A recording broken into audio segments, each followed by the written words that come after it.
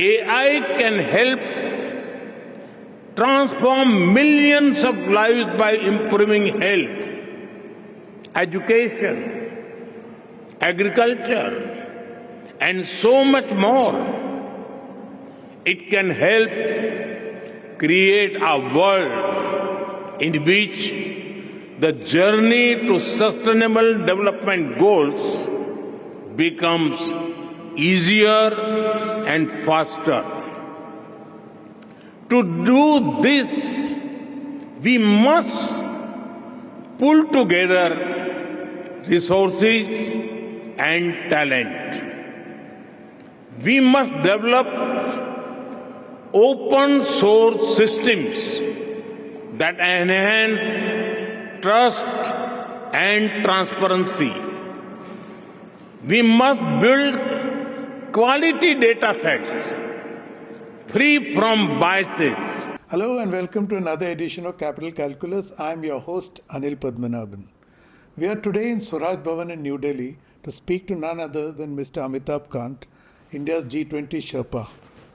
But he's here to walk us through not about the G20 as much, but about artificial intelligence, to unpack every detail, to walk us through the challenge and opportunity that AI entails. Welcome to the show, Mr. Kant. Thank you. So I wanted to begin with the Artificial Intelligence Summit, which India co-hosted with France in Paris about a week ago. So there was a deal which most countries inked to create a collaborative environment for AI development. Unfortunately, Britain and US declined to sign that agreement. So what does this tell us about the future of global collaboration for developing artificial intelligence, especially for applications in developing countries like India? So, Anil, my view is that this is a cutting-edge technology. It impacts every single aspect of life and every single sector. And therefore, to have got 61 countries and institutions together to agree on a vast range of issues relating to safety, security, innovation, growth, progress, was a remarkable thing. Now, in a new area of growth, to get everybody's consensus right in the beginning is not feasible. And I think that the world needs to move forward because AI can't be handled by just one country. It needs global cooperation and mutual trust. And as we go along, I think you will also have USA and UK joining this collaboration.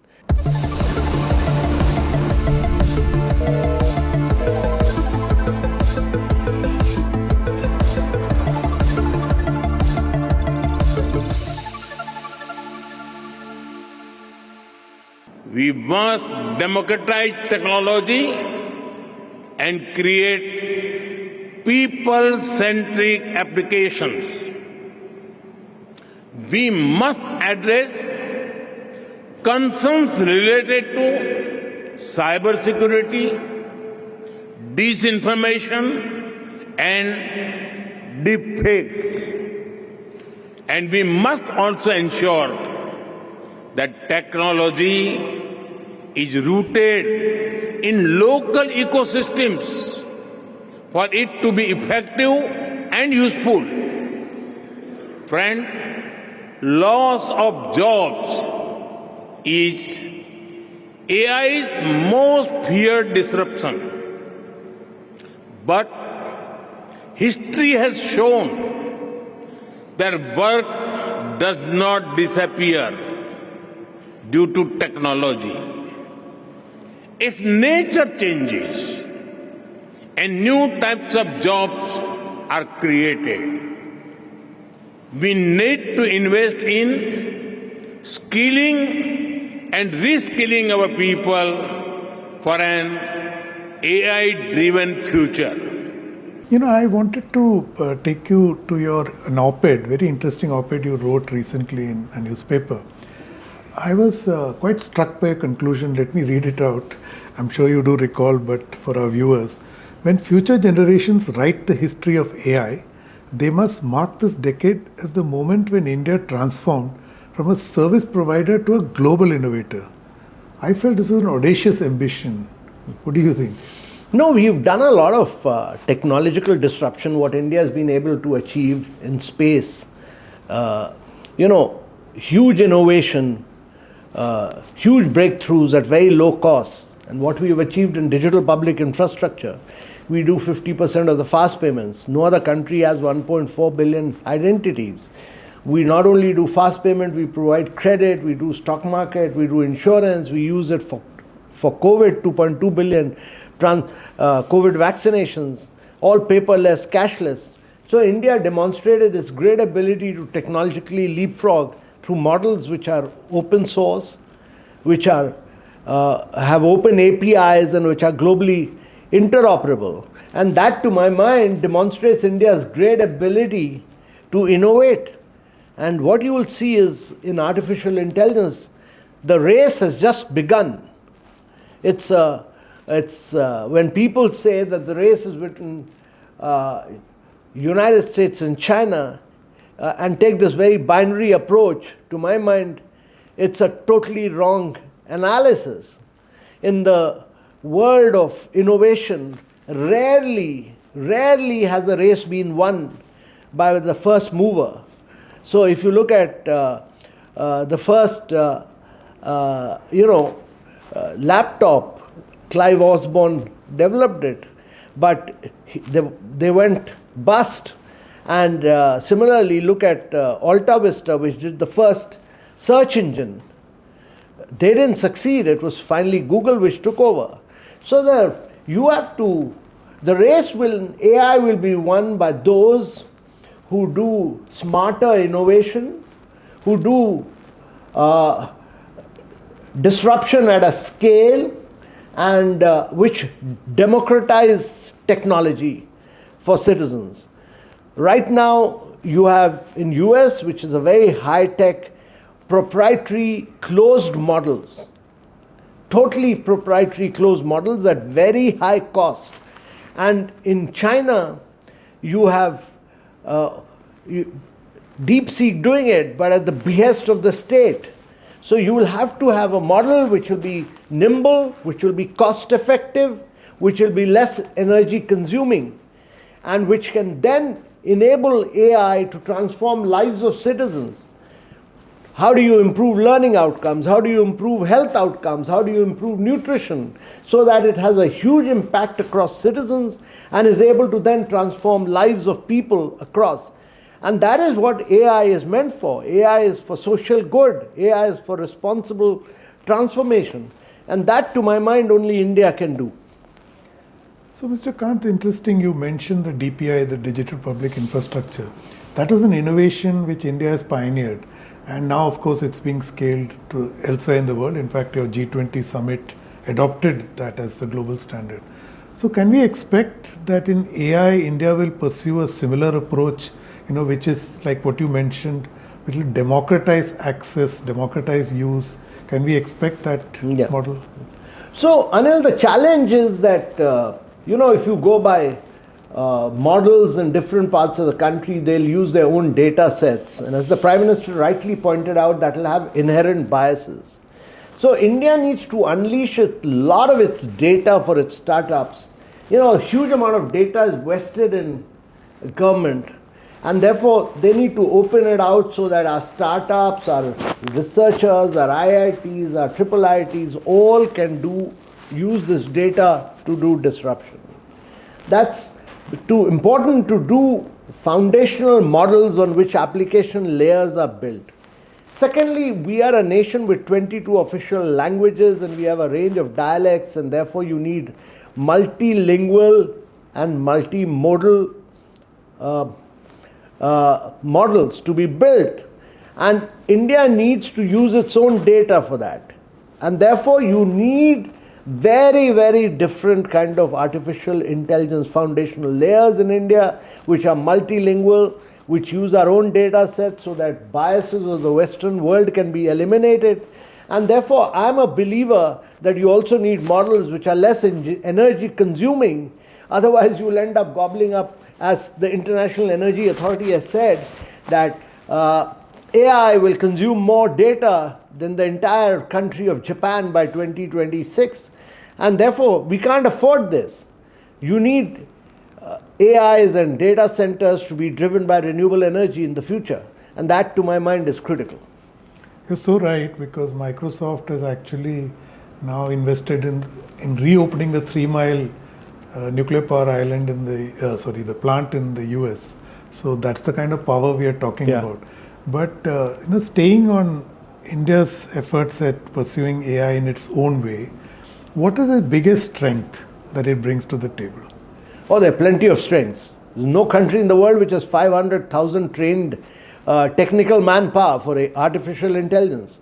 There's no other country which has over about close to 200 global capability centers. There's no other country which has a 92% adoption rate. And there's no other country which has a very fully developed digital public infrastructure model on which you can piggy ride. And there's no other country in the world which has such a vibrant, dynamic, young population with a very vibrant startup movement here. So the demographics are in favor, the technical manpower is in favor, the adoption rate is in our favor, and this is the opportunity for India to do great convergence of good soft power with hardware. If you converge, what DeepSeek has demonstrated is not just the hard power of computational authority, but also your ability to do good, clever engineering through soft power. So it will be the convergence of clever engineering through soft power and hard power, both. So, Mr. Kant, I'm curious then, if all these factors favor India, what is missing in this, that a generative AI lead is taken by ChatGPT in the US and now DeepSeek in China? Why can't India be on this map? So, USA and China have heavily invested in AI. One by risk capital in the United States of America, and the other by backing of the state in China. What you will see in India is a number of startups who are working on foundational models. You've seen Sarvam, you see Cropin on agriculture, you see Nirmay on health.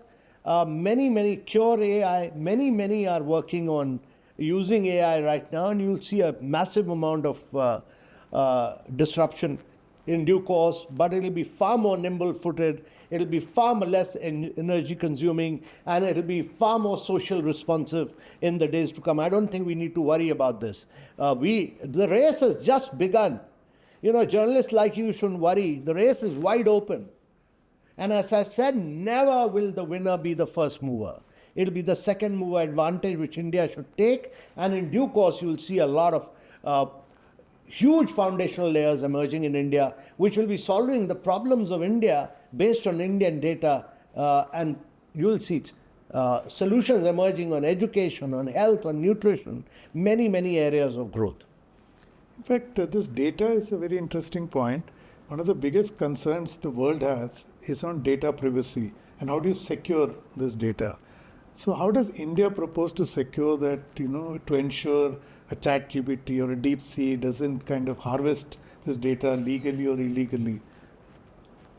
So the Indian model was that we came out with a data empowerment protection architecture, and we said that the service provider, there are two different models. One is the model in the western part of the world, which is Google, Meta, Amazon. When you do any transaction and then the data is owned by the service provider. And similar model in China, Tencent and Alibaba. You do a transaction, that data is memorized and owned by them. But in India, we came out with the data empowerment protection architecture, the DEPA, which said that transaction is transient. It's only for that transaction. The data cannot be memorized by the service provider. And therefore, the data is always owned by the citizen. And that's the model which has been accepted in the Data Privacy Act, the Data Promotion Prevention Act, which says that the data will be owned by the citizens of India. The Data Protection Act, the Data Protection Privacy Act. So you're confident that these guardrails are sufficient to protect Indian data? It's a very strong model. Okay. And let's dwell on this data, which is India's advantage because of sheer number. And we have seen Bhashini and subsequently Sarvam. But in the Bhashini case, we have not seen it scale to the degree that one thought it will. Sarvam, of course, I believe is getting a lot of applications. But the primary reason is the language factor. And in fact, Lee Kuan Yew had recently remarked once that he could never do what he did in Singapore and India. He's saying that 22 languages, we could never have dealt with it. But you have AI now. So are you confident that the development ambitions that India has can ride on the backs of innovations like Bhashini or Sarvam? So what AI will prove is that having 22 languages is an advantage, not a disadvantage. When you create large language models, what you will do is use the power of different languages to arrive at models which are based on India's strength. So what Lee Kuan Yew said at one point was in terms of the diversity, and that diversity in terms of both the language and the culture is very critical for AI. If you do not have that diversity, you will end up copying the Western models. You will become a technological colony of the USA and China, which India should never do. You will lose strength of your civilization, your heritage, your culture, your entire past will be wiped out by the new AI models, which will be based on the Western civilization and not on the Indian heritage, Indian civilizational strength. You'll forget about your Ramayana and Mahabharata. You'll be listening to everything which the Western models will be teaching you. And that is meaning that you will become a complete colony of these AI models. That is what India should never allow to happen. India should use the strength of its 22 languages, its local dialect, the richness of its civilization, its heritage, and bring out these foundational models. Interesting. So I guess that's why the PM said that we need the data which is input into AI models to undo the bias that normally comes. Absolutely. Indians have different health. Indians have different challenges of education. The Indian civilization has a very rich past, and all those aspects must be captured so that you don't have biases of the Western world here or the Chinese world here. How does India protect against the downsides of AI? We have popular literature talks of deep fakes, but there are other downsides too. So what are the kind of protective or preemptive? The key to my mind, Anil, is to do more and more R&D. There will always be downsides in new technology. One is that people say that there will be loss of jobs. To my mind, you'll see new kind of jobs emerging. You will see more data scientists. You'll need more AI engineers. You'll need more product developers.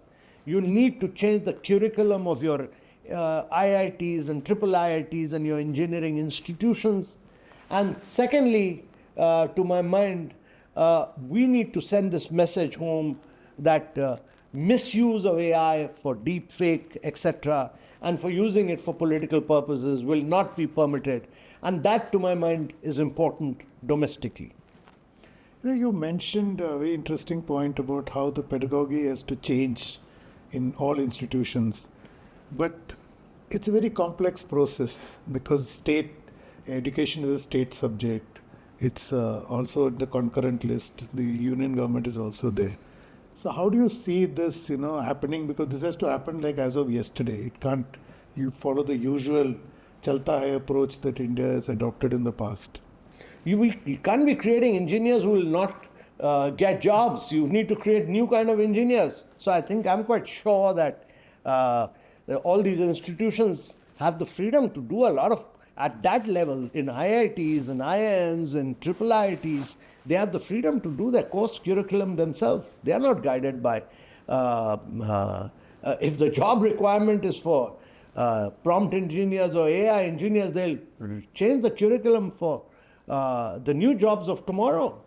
Otherwise, you'll end up with people who will produce engineers but not have the jobs.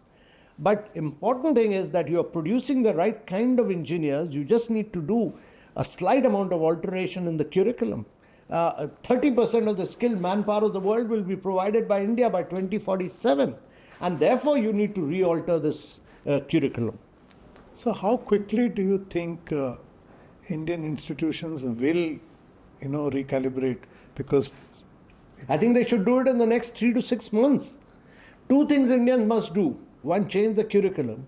Secondly, come out with a very attractive scheme where a number of Indians who are working outside on AI should come back to create foundational models for India.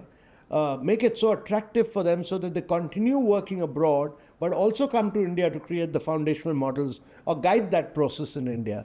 There's a lot of Indians in all the top AI companies. And thirdly, I'm very clear that this drive for foundational model will all be driven by the private sector of India. So India needs to throw up a lot of challenges, throw up a lot of grand challenges. Every government department should throw up grand challenges, giving out the data in an anonymized manner and say, solve this problem using AI. And that is what every single ministry of the government of India should do. But I hate to be the party pooper, but it goes back to the ease of doing business, something that you had pioneered with your NITI Aayog. And anecdotally and data-wise, we see that it's a massive challenge. See the contestations that happen in courts and disputes and tax overreach. So, why are you so optimistic that I'm very optimistic because we jumped up 79 positions in the ease of doing business. We scrapped a lot of rules, regulation, procedures and acts. We've scrapped 1,700 laws. India must do it with full force and with full energy. Finally, I just want to go back to the Paris summit where the National Cyber Security Agency of France published a high-level risk analysis report on AI, making a case for building AI through cyber risk-based approach. Your thoughts? Well, I think cybersecurity will be important because there will be challenges as we go along. And I think that's one aspect which is critical. As we go along, we should build simultaneously strength on cybersecurity issues. We have taken a number of measures, but cyber frauds will be a critical challenge. And I think France, in its AI meet, has done well to come out with this report. We should benefit from that report. And as we go along, that will be a critical challenge which India must manage. Thank you very much, Mr. Kant. Thank you for talking to us. Thanks. So you heard Mr. Kant. In his true optimistic fashion, he argues that India is still in the race on topping the charts in artificial intelligence. Yes, DeepSeek has happened, ChatGPT has happened, but he believes that India carries unique advantages. Its diversity is its strength, which generates large amounts of data. 1.4 billion people speaking in 22 languages, officially recognized. All of this combines together to create a very robust database, which primarily precludes from bias, which is something what Prime Minister Modi pointed out at the Paris summit on artificial intelligence. So in short, there is a challenge, but even bigger is the opportunity that underlies artificial intelligence, especially for a developing country like India. Thank you for watching. Don't forget to subscribe to StratNewsGlobal.Tech on YouTube. Hit the bell icon so that you don't miss any updates. And please do share your thoughts, ideas and suggestions with us. I'm available on Twitter at Capital Calculus. I'll be back next week with another episode. Till then, stay safe.